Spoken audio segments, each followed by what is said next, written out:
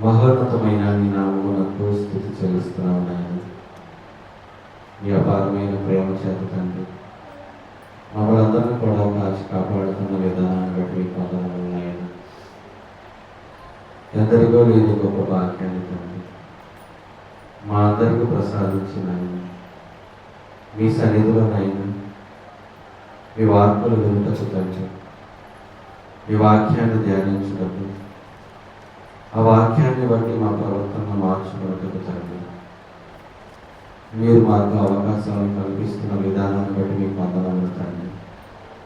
మరి ఈరోజు కూడా నైనా పరిశుద్ధాత్మ దేవుని గురించి తెలుసుకున్నట్టుకు అందులో ఉన్నటువంటి సత్యాన్ని మేము గ్రహించి తండ్రి మా ఆత్మలకు తండ్రి అయినటువంటి దేవుడిగా మీరు ఉన్నారని, మాకు రక్షణకర్తగా యేసుక్రీస్తు వారు ఉన్నారని, మరి పరిశుద్ధాత్మ దేవుడు ఎవరో అయినటువంటి విషయాన్ని మేము తెలుసుకున్నాం. ఆ యొక్క పరిశుద్ధాత్మ దేవుడు మరి ఆయన కలిగించినటువంటి కార్యాలు మేము విన్నాం. అలాగే నైనా ప్రభువైనటువంటి యేసుక్రీస్తు వారు శరీరధారిగా ఈ లోకానికి వచ్చారు. వచ్చినటువంటి ఆయన శివులు ఆకలి రక్త బొట్టులకు కాల్చుతాడు. ఆయన శరీరం నలకొట్టబడిన ఆయన శరీరాన్ని సజీవయాగంగా మీకు అర్పణ చేస్తుంది. మరి రొట్టెలు తిని ద్రాక్షరసాన్ని త్రాగి మరి నిత్య జీవాన్ని పొందుకోవాలని యేసుక్రీస్తు వారి మాటలు మేము ఉన్నప్పుడు తండ్రి అందులో ఉన్నటువంటి పరమార్థాన్ని మేము గ్రహించడానికి తండ్రి మరి ఈరోజు మరి ప్రభువైనటువంటి యేసుక్రీస్తు వారు ఎందుకు ఆ మాటలు చెప్పాడో అందులో ఉన్న పరమార్థం ఏంటో అని గ్రహించడానికి నాయన మరి ఈరోజు మీ మాటలు తండ్రి మీ పిల్లలకు తెలియపరచడానికి మరి నిలబడి ఉన్నటువంటి నాకు నాయన మీ ఆత్మ సహాయాన్ని అందించండి. చక్కగా తండ్రి మీ వాక్యాన్ని మీ పిల్లలకు అర్థమయ్యే విధంగా బోధించడానికి సహాయం చేయండి. విన్నటువంటి మాటల ప్రకారంగా నేను ఈ బిడ్డలు నడుచుకోవడానికి సహాయం చేయండి. ఈ బిడ్డలు కుటుంబాలు తండ్రి 30 60 100 ఫలాలు పొందుకునే విధంగా సహాయం చేయండి. మా ప్రభువు మా రక్షకుడైనటువంటి యేసుక్రీస్తు వారి నామంలో ఈ ప్రార్థన అడిగి వేడుకొంటున్నాము కదా తండ్రి, ఆమేన్. కూడి వచ్చిన ప్రియమైన దేవుని పిల్లలైన మీ అందరికీ మహనీయుడు మా ప్రభువు మన రక్షకుడైనటువంటి యేసుక్రీస్తు వారి నామంలో నా యొక్క శుభాభివందనాలు తెలియజేసుకుంటున్నాను. ప్రియులారా, మరి దేవుడు మనకు మంచి వాతావరణాన్ని అనుకూలపరిచి మరి ఈరోజు కూడా కొన్ని మాటలు మనం తెలుసుకోవడానికి మరి దేవుడు మనల్ని నిలబెట్టాడు. మరి పోయిన వారం మనం చెప్పుకున్నట్లుగా రొట్టె ద్రాక్ష రసంలో ఉన్నటువంటి పరమాత్మ ఏమిటి, ఆ యొక్క రొట్టె ద్రాక్ష రసాన్ని ఎందుకు తీసుకోవాలి, ఈ రొట్టె ద్రాక్ష రసం అనేది ఎప్పుడు తీసుకోవాలి, మరి యొక్క ఈ 3 భాగాలను మనము 2 భాగాలుగా చేసుకొని ఈరోజు కొంత భాగం మనం మాట్లాడుకొని రాబోయేటువంటి ఆదివారం రోజు 2వ భాగంగా మనం మాట్లాడుకుందాం. ఓకేనా? అయితే మరి వాక్య ప్రకటన చేసుకొని మనం ముందుకు వెళదాం. వాక్య ప్రకటన చేసుకుందాం. యాకోబు రాసినటువంటి సువార్త 6వ అధ్యాయము 49వ వచనం నుండి 53వ వచనం వరకు మరి మన మధ్యలో ఉన్నటువంటి జ్యోతిక వచ్చి చదివి వినిపించవలసిందిగా ప్రభుత్వం మనం చేసుకుంటున్నాను. యోహాను సువార్త 6వ అధ్యాయం 49వ వచనం నుంచి 53వ వచనం వరకు చదువుకుంటాం. మీ పితరులు అరణ్యములో మన్నాను తినినను చనిపోయింది. దీనిని తినివాడు చావకుండానట్లు పరలోకము నుండి దిగి వచ్చిన ఆహారం ఇది. పరలోకము నుండి దిగి వచ్చిన జీవాహారము నేనే. ఎవడైనాను ఈ ఆహారము భుజించితే వాడెల్లప్పుడూ జీవించును. మరియు నేనిచ్చు ఆహారము లోకమునకు జీవ కొరకై నా శరీరమే అని నీతో నిశ్చయముగా చెప్పుచున్నాను. యూదులు ఈయన తన శరీరము ఎలాగూ తిననీయుడని ఒకరితో ఒకడు వాదించింది. కావున యేసు ఇట్లా నేను, మీరు మనుష్య కుమారుని శరీరము తిని ఆయన రక్తము త్రాగితేనే గాని మీలో మీరు జీవము గలవారు కాదు. మంచిదండి. మరి వాక్య ప్రకటన చేసినటువంటి జ్యోతి గారికి సంఘం తరఫున ధన్యవాదాలు తెలియజేసుకుంటున్నాము. పిల్లల మరి ఈ రొట్టె ద్రాక్ష రసం అనేది క్రైస్తవ విశ్వాసంలో మరి యేసుక్రీస్తు వారిని నమ్మి విశ్వసించి బాప్తిస్మం ద్వారా రక్షణ పొందుకున్న వారు ఎవరైతే ఉంటారో, ఈ పొందుకున్నటువంటి ప్రతి ఒక్కరు కూడా వారి సంఘాలలో ఎలాంటి క్రమాలు అయితే ఉన్నారో ఆ క్రమాలు చొప్పున వారు ఏం చేస్తారు? రొట్టెను ద్రాక్ష రసాన్ని తీసుకుంటారు. ఈ రొట్టె ఈ ద్రాక్ష రసం తీసుకునేటప్పుడు దానికి ఒక సిద్ధపాటు కూడా కలిగి ఉంటారు. అవునా? అంటే ఒక నెలలో పలానా రోజు అని చెప్పి ఆ యొక్క రొట్టె ద్రాక్ష రసాన్ని వాళ్ళు క్రమంగా పెట్టుకున్నప్పుడు దానికి ఒక రోజు ముందు కానీ లేదంటే 2 రోజుల ముందు కానీ వాళ్ళు ఏం చేస్తారంటే సిద్ధపాటు కలిగి ఉండడానికి ఆ రొట్టె ద్రాక్ష రసాన్ని తీసుకోవడానికి వాళ్ళు ఏం చేస్తారంటే సిద్ధపాటు కలిగినటువంటి సాయంత్రం కూడా ఒక ఆరాధన పెట్టి ఆ ఆరాధనలో ఎలాగా మరి దాన్ని తీసుకోవాలి ఏంటనేది దాని గురించి మాట్లాడుతూ మనం ఒకవేళ ఏదైనా తప్పులు చేసినటువంటి తప్పులను అక్కడ ఒప్పుకొని మనం సిద్ధపాటు కలిగి ఉండడానికి ఒక అవకాశాన్ని కల్పించినట్లుగా, అవునా? వాళ్ళు ఏం చేస్తారంటే ముందు రోజు లేదంటే రేపు 1వ తారీఖు అనుకోండి, 31వ తారీఖు సాయంత్రం పూట నుంచి ఆరాధన స్టార్ట్ చేసి ఆ ఆరాధనలో 12 గంటలు దాటిన తర్వాత 1వ తారీఖు వస్తుంది కదా, ఆ 1వ తారీఖు వచ్చినప్పుడు వాళ్ళు ఏం చేస్తారంటే ఈ పగలల్లో 24 గంటల ఉపవాసం ఉండి సాయంత్రం 12 గంటలకు వాళ్ళు ఏం చేస్తారు? రొట్టె ద్రాక్ష రసంలో పాలుముక్కలు పొందుకొని అక్కడ వాళ్ళకి ఏదైతే రెడీ చేసుకున్నారో ఆహారాన్ని భుజించి ఎవరు వారి ఇంటికి వెళ్ళడం జరుగుతుంది. అవునా? చాలామంది సంవత్సరానికి ఒకసారి చేసుకున్నారు కూడా ఉండాలి. ఉన్నారు లేదా? సంవత్సరానికి ఒక్కసారి చేసుకుని ఉన్నారు. యెహోవా సాక్షులు వాళ్ళు ఏం చేస్తారు? సంవత్సరానికి ఒక్కసారి మాత్రమే రొట్టె ద్రాక్ష రసంలో పాలుముక్కలు పొందుతారు. అది కూడా బాప్తిసం తీసుకున్నటువంటి అందరూ కూడా తీసుకోరు. వారిలో ఎవరికైతే తలంపు వచ్చి ప్రేరేపణ కలిగి ఆ ప్రేరేపణ కలిగిన వారు మాత్రమే తీసుకుంటారు అక్కడ. అలాగే వారం రొట్టె ద్రాక్ష రసంలో పాలుముక్కలు పొందుకున్న వాళ్ళని కూడా చూస్తున్నాం. ఇవన్నీ కూడా మనం ఆలోచించి అసలు రొట్టె ద్రాక్ష రసం దేనికి సాదృశ్యమైంది, అది ఎందుకు తీసుకోవాలి, ఎప్పుడు తీసుకోవాలి, ఎలా తీసుకోవాలంటే దీనికి ఒకటి దాని తర్వాత ఒకటి మనం చక్కగా వివరించుకుందాం.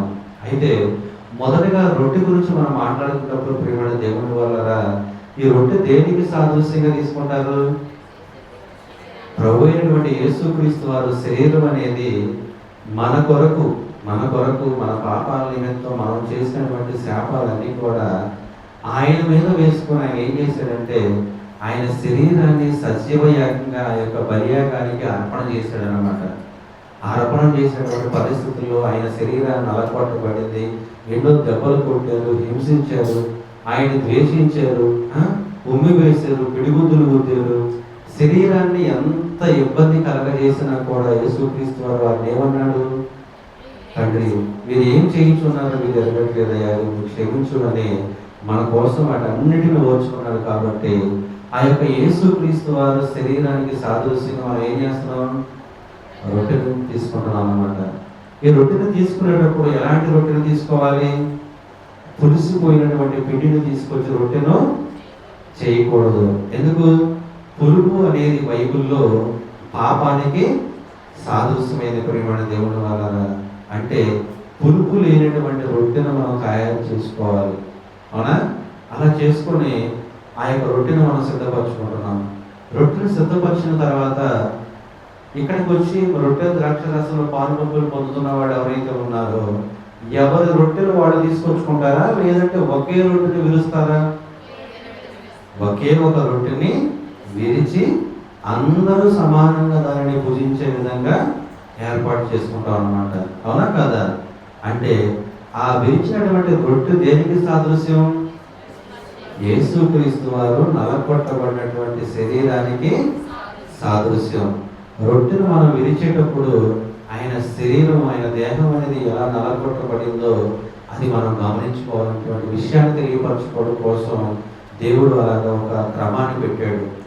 అలాగే ఇందాక మనం చదువుకున్న లేఖన భాగం యోహాను సువార్త 6వ అధ్యాయము 49వ వచనం నుంచి మనం చదువుకుంటే, 49వ వచనం చదువుకుంటే, మీ పితరులు అరణ్యములో మన్నాను తిన్నను చనిపోయిరి.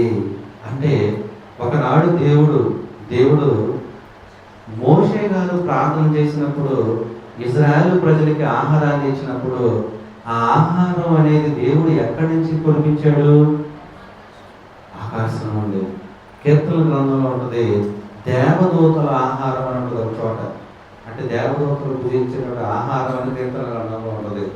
అయితే ఏ ఆహారం అయినా కానీ వాళ్ళు కడుపు నింపుకున్నారు కదా, కడుపు నింపుకున్నను ఆహారం తిన్నా కూడా వారు సరిగిన దేవుడికి వ్యతిరేకంగా మారి అదే దేవుడి చేత వాళ్ళు ఏం చేయబడ్డారు? చంపబడ్డారు, సంహరింపబడ్డారు. అంటే దేవుడికి వ్యతిరేకంగా మారారు. మరి దేవుడు ఇచ్చినటువంటి ఆహారాన్ని తిన్నా కూడా వాళ్ళు ఏమయ్యారు? చనిపోయారు. ఆ విషయాన్ని గుర్తు చేస్తున్నారు ఇక్కడ. ఏమని? మీ పితరులు అరణ్యములు మన్నాను తినను చనిపోయిరి.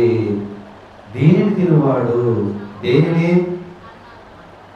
ఏదైతే యేసుక్రీస్తు వారు చెప్తున్నాడో ఆ చెప్పేటి ఏదైతే ఉందో దీనిని తినువాడు చావకుండునట్లు పరలోకము నుండి దిగి వచ్చిన ఆహారం ఇదే.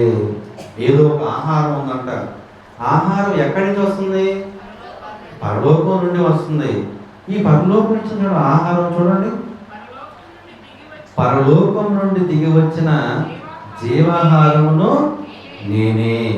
అయితే ఎప్పుడైతే యేసుక్రీస్తు వారు ఒక ఆహారం ఉంది, ఆహారం తిన్నవారు చనిపోరు, నిత్యము వాళ్ళు బ్రతుకుతారనేటువంటి విషయాన్ని తెలియపరిచినప్పుడు వాళ్ళు ఏమనుకున్నారు తెలుసా? ఓహో, ఆహారం తింటే చక్కగా మనం కూడా హాయిగా బ్రతకొచ్చు, చావు లేకుండా ఈ భూమి మీద ఉండొచ్చు అనేటువంటి ఆలోచన వాళ్ళలో కలిగినాయి. కానీ వెంటనే ఏమంటున్నాడు యేసుక్రీస్తు వారు? ఆహారం అనేది ఏదో కాదు, ఎవరో కాదు, ఆహారం అనేది నేనే. ఈ నేనే అనేసరికి వాళ్ళకి ఏమైందో తెలుసా? మరలా ఒక డౌట్ వచ్చేసింది. ఏంటది? ఆయనేమో శరీరాన్ని ధరించుకొని ఉన్నాడు కదా, మరియు గర్భం నుంచి వచ్చాడు కదా, ఆయన యేసేపు కుమారుడు కదా, మనలాంటి మనిషే కదా, ఈయన జీవాహారం అంటున్నాడు ఏంటి? ఆయనే తినమంటున్నాడు ఏంటి? అసలు ఈయన ఎలా మనం తినగలం అనేటువంటి ఆలోచన వాళ్ళలో కలిగిందా లేదా? కలిగిందా? అయితే చూడండి ఏమంటున్నాడు? ఎవడైనను ఈ ఆహారం భుజించితే వాడు ఎల్లప్పుడూ జీవించును, మరియు నేనిచ్చు ఆహారము లోకమునకు జీవము కొరకైన నా శరీరమే అని మీతో నిశ్చయముగా చెప్పుచున్నాను నేను. ఎప్పుడైతే యేసుక్రీస్తు వారు ఈ మాట అన్నాడో, ఈ మాట మాట్లాడిన వెంటనే వాళ్ళకి ఏమొచ్చిందో తెలుసా? కోపం వచ్చేస్తుంది. ఏంటి ఈయన నేనే అంటున్నాడు జీవాహారాన్ని, నన్ను తినమంటున్నారు ఏంటి అనేసరికి వెంటనే అక్కడ ఉన్నటువంటి యూదులు ఏం చేశారు చూడండి. ఈయన తన శరీరమును ఎలాగూ తిననీయగలడని ఒకరితో ఒకడు వాదించిరి. అయితే చూడండి, ఒకవేళ యేసుక్రీస్తు వారు నా శరీరాన్ని తినండి అంటే తినే విధంగానే అంటున్నారు వాళ్ళు. అవునా కదా? వాళ్ళు ఏమంటున్నారు? ఈయన ఎలాగ తిననీయగలుగుతాడు మనల్ని అని అంటున్నాడు. తర్వాత కావున యేసు ఇట్లనెను, మీరు మనుష్య కుమారుని శరీరము తిని ఆయన రక్తము త్రాగితేనే కానీ మీరు జీవము గలవారు కారు. నా శరీరము తిని నా రక్తము త్రాగువాడే నిత్య జీవము గలవాడు, అంత్య దినమున నేను వారిని లేపుదును. చూసారా? అంటే ఆహారం అనేది యేసుక్రీస్తు వారు అని చెప్తున్నాడు. ఆ యేసుక్రీస్తు వారు ఆయన ఆహారాన్ని చెప్పి, ఇదిగో నా శరీరాన్ని తినండి, నా రక్తాన్ని త్రాగండి, నా శరీరం తిని నా రక్తాన్ని త్రాగువాడు నిత్య జీవం గలవాడు, అంత్య దినమున ఏం చేస్తాడంట? లేపుతాడంట. ఇప్పుడు మనమైతే ఏం చేస్తున్నాం? ఆయన శరీరాన్ని ఆయన రక్తాన్ని త్రాగుతున్నామా? నిజంగా త్రాగుతున్నామా? యేసుక్రీస్తు వారు శరీరాన్ని మనం తింటున్నామా? ఆ రోజు వాళ్ళు ఏమైనా తిన్నారా? కానీ ఆత్మ సంబంధమైనటువంటి మాటలు వాళ్ళు అర్థం చేసుకోవడానికే అర్థం ఒక వారు ఎప్పుడు కూడా శరీర సంబంధంగా ఆలోచించుకునే వాళ్ళ మాటలు ఎలా ఉన్నాయి ఇందాక చూసాం. ఈయన దేహాన్ని, ఈయన శరీరాన్ని ఎలా తిననీయగలడు అని అడుగుతున్నారు వాళ్ళు. అంటే అసలు దానికి ఉన్నటువంటి వెనకమాల సాదృశ్యం ఏమిటో, అది ఎందుకు దేవుడు దేనికి సూచించి మాట్లాడుతున్నాడు, ఆ విషయాలన్నిటిని కూడా పక్కన పెట్టి లోక సంబంధమైనటువంటి ఆలోచన మనసులో ఉన్నప్పుడు మనకి ఏమవుతుంది? దేవుడు వాక్యం అనేది మనకి అర్థం కాదు. ప్రేమ దేవుడు వల్ల ఈరోజు కూడా చాలా మంది రొట్టె ద్రాక్ష రసంలో పాలు పంపులు పొందుతారా లేదా?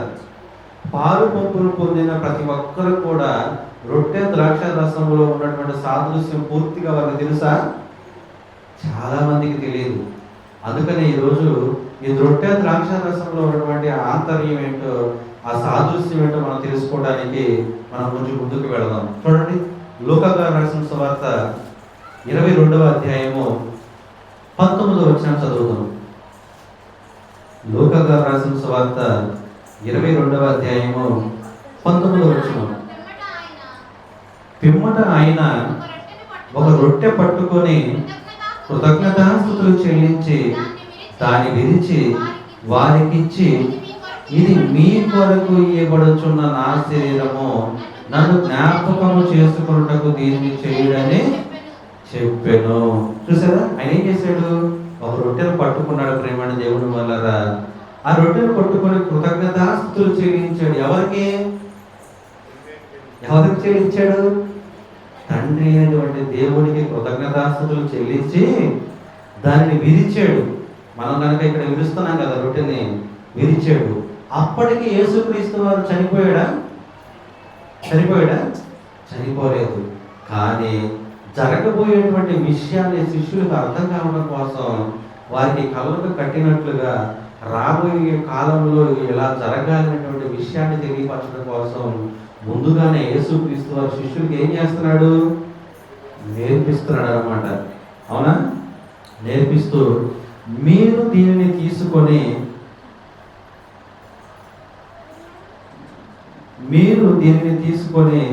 మీరు పంచుకోండి. చూడండి, పైన ఎన్ని చదువుతున్నాం మనం? 19 కదా.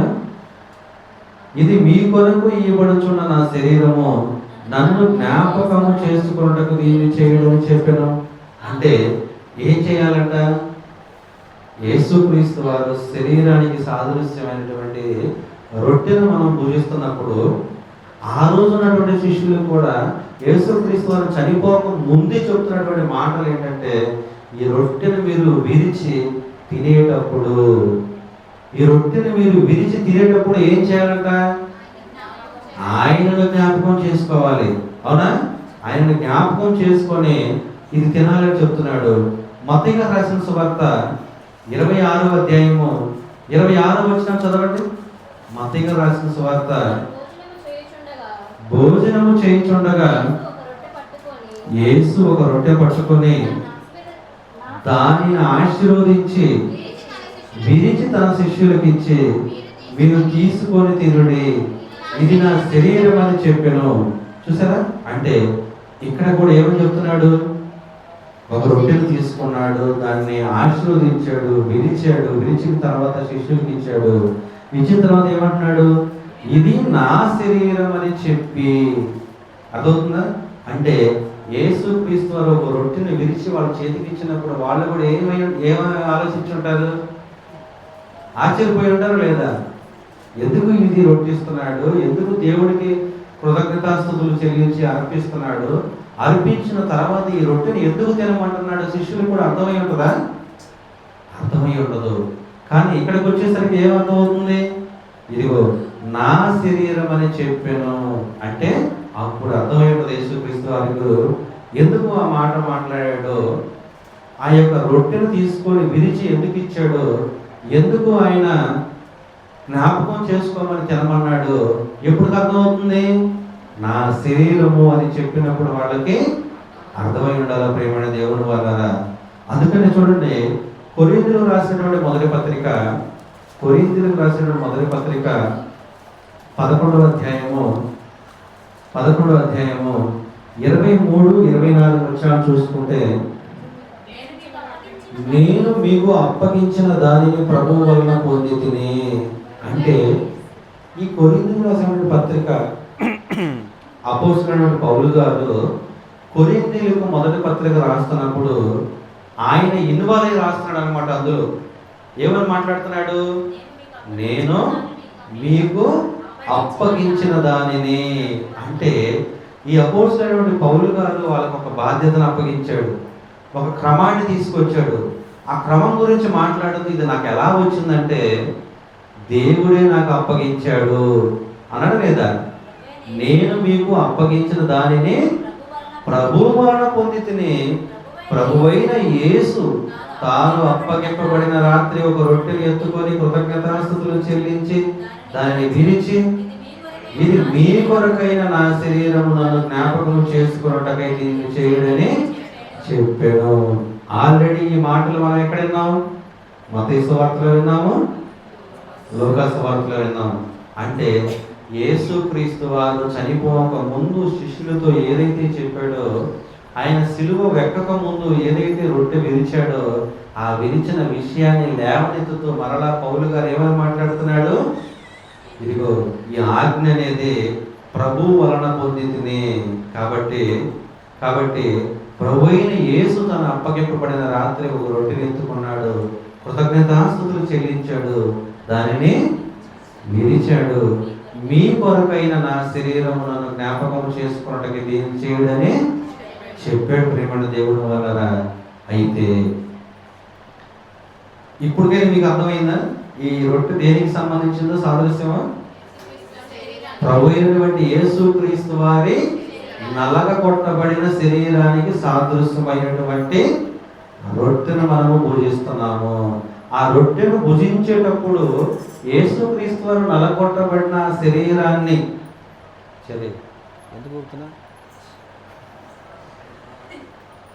యేసుక్రీస్తు వారు నలగొట్టబడినటువంటి ఆ శరీరాన్ని మనం జ్ఞాపకం చేసుకోవాలి. ఎప్పటికీ కూడా దాన్ని మర్చిపోకుండా ఉండాలంటే మనల్ని ఏం చేయాలి? దేవుడు ఎలక్ట్ చేయాలా లేదా? ఒకవేళ ఈ రొట్టె ద్రాక్ష రసం అనే క్రమమే లేదనుకోండి, అసలు యేసుక్రీస్తు వారు సిలువలో ప్రాణత్యాగం చేసిన ఆ విషయం మనకు సంవత్సరానికి ఒక్కసారి గుర్తొచ్చిందా? ఏదైనా పండగ వాతావరణం ఉన్నప్పుడు ఆ యేసు పండగ ఏమైనా గుర్తొచ్చిందేమో కానీ మిగిలిన సమయాల్లో మాత్రం గుర్తుకు రాదు. అందుకనే దేవుడు మనల్ని ఎలక్ట్ చేయడం కోసం ఏం చేస్తున్నాడు తెలుసా? ఒక క్రమాన్ని పెట్టాడు. ఆ క్రమంలో నలగొట్టబడినటువంటి ఆ శరీరానికి సాదృశ్యమైనటువంటి రొట్టెని మీరు భుజించేటప్పుడు నన్ను జ్ఞాపకం చేసుకోండి. ఏం చేయాలి జ్ఞాపకం? ఇదిగో మీ అందరూ చేసినటువంటి పాపాల నిమిత్తం ఆ పాపాన్ని తీసివేసుకోవడానికి నా శరీరాన్ని సజీవ యాగంగా మీ కొరకు సిలువలో బలియాగం చేస్తున్నాను. ఆ బలియాగం చేస్తున్నాను కాబట్టి మరలా మీరు అదే శరీరంతో లోకంలో ఉన్నటువంటి పాపంలోకి వెళ్ళకుండా, అవునా? రొట్టె ద్రాక్ష రసం తీసుకొని పాలు పంపులు పొందుకున్న తర్వాత మరలా లోకంలోకి వెళ్ళామనుకోండి, యేసుక్రీస్తు వారు చెప్పినటువంటి మాటలన్నిటికీ కూడా ఏమైనా అర్థం ఉందా? మనకేమైనా ఉపయోగం ఉంటుందా? ఉండదు. ప్రియమైన దేవుని వల్ల మనం ఏం చేయాలి? ఆయన మరణాన్ని, ఆయన శరీరం ఎలా కొట్టయితే నలగొట్టబడిందో మన దేహాలకి పడవలసినటువంటి శిక్షను ఆయన మీద వేసుకొని ఆయన ఎంత బాధను పెంచాడో ఆ బాధను మనం తెలుసుకొని మనకు ఆ బాధను తప్పించాడు. కాబట్టి దానికి మనం ఏం చేయాలి? ఆ రొట్టెను మనం తీసుకొని కృతజ్ఞతాస్తుతులు చెల్లించి దానిని విరిచి, ఆ విరిచిన దాన్ని మనం అందరూ కూడా తీసుకొని ఆయన నలగొట్టబడినటువంటి శరీరాన్ని జ్ఞాపకం చేసుకొని మనం మరలా అదే దేహంతో పాపంలోకి వెళ్ళకుండా నీతిగా ఈ లోకంలో నిజాయితీగా బ్రతకాలని దేవుడు కోరుకుంటూ ఈ ఆజ్ఞను మనకి ఇచ్చాడు. అవునా కదా? మరి ఇంత వాక్యం తెలుసున్న తర్వాత కూడా మరలా ఎందుకు పాపంలోకి వెళుతున్నాం? వెళ్ళొచ్చా? వెళ్ళకూడదు కదా. చూడండి, రెండోది మనం ఆలోచిస్తే ద్రాక్ష రసం అనేది దేనికి సాదృశ్యమైంది? ప్రభు అయినటువంటి యేసుక్రీస్తు వారు పవిత్రమైనటువంటి రక్తానికి సాదృశ్యమైన ద్రాక్ష రసాన్ని మనము త్రాగుచున్నాం. అవునా కదా? ఈ ద్రాక్ష రసాన్ని తాగుచున్నాం. ఓకే యేసుక్రీస్తు వారు పవిత్రమైన రక్తం కార్చాడు కదా. కార్చినటువంటి రక్తంలో మనం రొట్టె ద్రాక్షరసం తీసుకోవడం వల్ల ఏంటి లాభం అని మనం ఆలోచించుకోవాలి, అవునా కాదా? అంతేకాని ఇదిగో ఈ చాలా చోట్ల నేను వెళ్ళాను వాక్యం చెప్పడానికి. వెళ్ళినప్పుడు ఏం చేస్తున్నాను తెలుసా? రొట్టె ద్రాక్షరసం పాలు పంపులు పొందేటప్పుడు చాలామంది జనం ఉన్నారు అనుకోండి. చాలా సంఘాలు ఏం చేస్తారంటే ఒక రొట్టెను తీసుకుంటారు, చక్కగా విరుస్తారు, అందరికీ ప్రార్థన పూర్వకంగా ఒకేసారి ఇస్తారు. ఒకేసారి ఇచ్చి ప్రార్థన చేసుకున్న తర్వాత వారు దాన్ని భుజిస్తారు. అలాగే ఆయన రక్తానికి సాదృశ్యమైనటువంటి ద్రాక్ష రసాన్ని కూడా ఏం చేస్తారు? అందరికీ ఒకేసారి ఇచ్చి ప్రార్థన పూర్వకంగా దాన్ని త్రాగుచారు. కానీ ఒక సంఘంలో ఏం జరుగుతుందో తెలుసా? ముందు ఒక 5 వచ్చారు, ముందు వరుసలో నుంచున్నారు. వారికి ప్రార్థన చేసి వాళ్ళు రొట్టె ద్రాక్ష ఇచ్చి వాళ్ళు పంపించేశారు. తర్వాత వెనకమాల ఇంకొక 5 వస్తున్నారు. అంటే ఒక క్రమం అనేది లేదు. ప్రియమైన దేవుని వలన ఈ రొట్టె ద్రాక్ష రసం అనేది అందరికీ ఒకేసారి వెళ్ళాలి. అవసరమైతే ఒక పావు గంట కాకపోతే అర్ధగంట అయినా సరే అందరికీ వెళ్ళేంత వరకు మనం వెయిట్ చేయాలి, అవునా కదా? ఎందుకంటే ఒకే రొట్టెను మనం విరిచి అందరం తీసుకుంటున్నప్పుడు మరలా మన మధ్య భేదాలు అనేవి రాకూడదు. అందరూ సమానంగా దేవుడు మనకి దాన్ని తెలియపరచడం కోసం ఒకే రొట్టెను విరిచి అందరికీ పంచమన్నాడు, అవునా? ఒక 4-5 రొట్టెలు ఉన్నాయనుకోండి, 4-5 రొట్టెలు కూడా ఒకే చోట తీసుకొచ్చి ఒకేసారి విరిచి అందరికీ పంచిపెట్టాలన్నమాట. ఓకేనా? అర్థమవుతుందా?